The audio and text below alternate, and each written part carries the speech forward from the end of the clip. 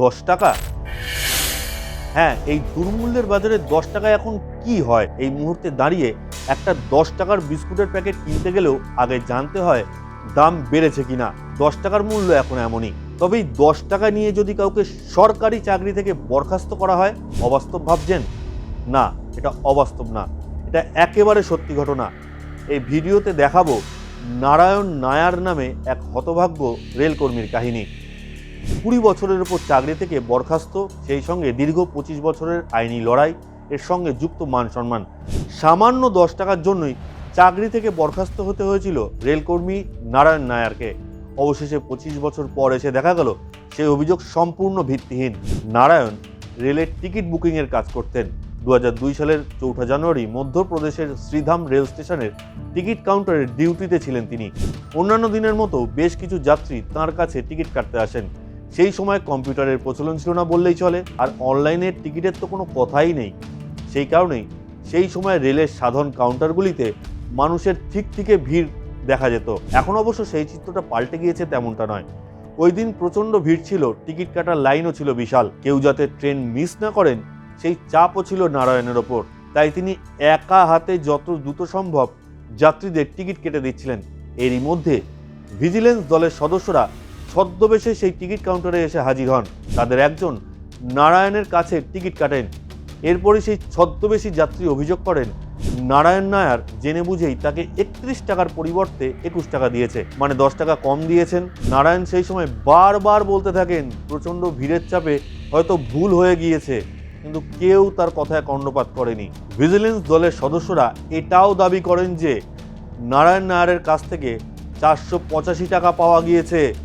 যদিও এক্ষেত্রে নারায়ণের যুক্তি ছিল ওই টাকা সম্পূর্ণটাই তার নিজস্ব।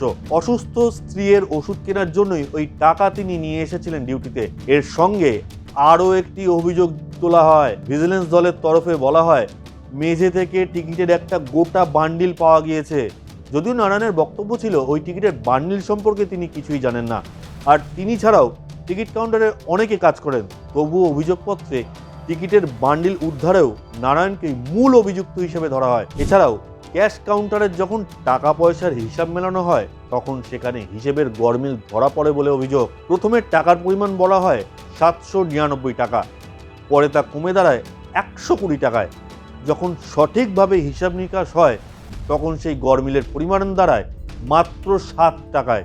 কিন্তু সামান্য টাকাটাকে বিপুল পরিমাণ চুরি হিসেবে গণ্য করা হয়। এক্ষেত্রে ওই রেলকর্মীর বক্তব্য, কোনো কিছু না শুনেই 2002 সালের 15ই মার্চ তাকে চাকরি থেকে বরখাস্ত করা হয়। যে চাকরি পেতে কালঘাম ছুটে যায় মাত্র 10 টাকার গরমিলের অভিযোগের কারণে সেই চাকরি খোয়াতে হয় নারায়ণকে।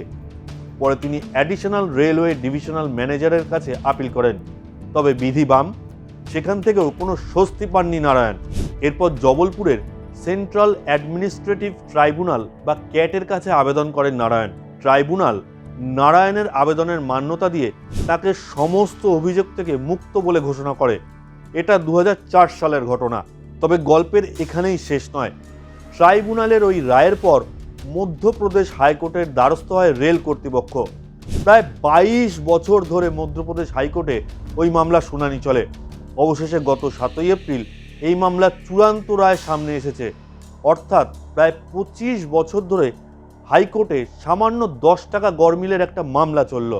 মধ্যপ্রদেশ হাইকোর্টের বিচারক বিবেক রুশিয়া ও বিচারক প্রদীপ মিত্তলের ডিভিশন বেঞ্চে এই মামলা শুনানি হয়। প্রত্যেকটা অভিযোগ যথেষ্ট গুরুত্ব সহকারে বিচার করেন দুই বিচারক। যখন মামলার প্রতিটি পাতা পুঙ্খানুপুঙ্খভাবে পর্যবেক্ষণ করা হচ্ছে তখন আদালত দেখে যে 10 টাকার যে হিসেব গরমিল তার পক্ষে কোনো সাক্ষ্য প্রমাণই নেই। যে একজন সাক্ষীর বয়ান অভিযোগপত্র ছিল তিনিও ওই ভিজিলেন্স দলেরই সদস্য ছিলেন। তিনি আদতে একজন ছদ্মবেশী যাত্রী ছিলেন, যাকে একজন আদর্শ সাক্ষী বলে মনে করেনি মধ্যপ্রদেশ হাইকোর্ট। শুধু তাই নয়, ওই ছদ্মবেশী যাত্রীর কাছে যে আগে থেকে কোনো টাকা ছিল না সেই প্রমাণও পাওয়া যায়নি। এবার আসা যাক আসল কথায়। ভিজিলেন্সের ওই ছদ্মবেশী যাত্রী ছাড়া কোনো সাধারণ রেলযাত্রী নারায়ণের নামে কোনোদিন কোনো অভিযোগ জানায়নি। এই মামলায় তদন্তকারী অফিসার নিজেই বিচারকের ভূমিকায় ছিলেন, অর্থাৎ হিসেব গরমিলের শাস্তি দেওয়া এবং বিচারকের ভূমিকায় থাকা ব্যক্তি একজনই। মেঝেতে টিকিট বান্ডিল উদ্ধারের যে অভিযোগ করা হয়েছিল সেই বান্ডিল যে নারায়ণই রেখেছিলেন সেটাও প্রমাণ হয়নি। কারণ ওই রেল কাউন্টারে নারায়ণ ছাড়াও অনেকে কাজ করতেন।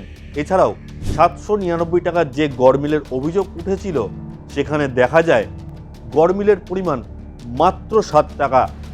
নারায়ণের পকেট থেকে পাওয়া 485 টাকা নিয়ে আদালতের পর্যবেক্ষণ, ওষুধের জন্য ওই পরিমাণ টাকার সঙ্গে ডিউটিতে নিয়ে আসা কোনো গুরুত্বপূর্ণ অপরাধ নয়।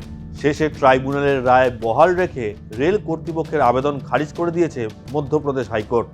একই সঙ্গে জানানো হয়, এমন সামান্য অভিযোগে চাকরি থেকে বরখাস্ত করা ছিল অত্যন্ত কঠোর এবং অসামঞ্জস্যপূর্ণ সিদ্ধান্ত। বিগত 21 বছর ধরে যে পরিমাণ অর্থ নারায়ণ নায়ারের বেতন এবং এরিয়ার হিসেবে প্রাপ্য, সেই অর্থ দিতে বলা হয়েছে হাইকোর্টের তরফে। নারায়ণ নায়ারের জন্য এই রায় নিঃসন্দেহে স্বস্তির। তবে 21 বছর পর পাওয়া এই ন্যায় বিচার তার জীবনের হারানোর সময় কি আর ফিরিয়ে দিতে পারবে না? এ বিষয়ে আপনাদের কি মতামত জানান আমাদের কমেন্ট বক্সে।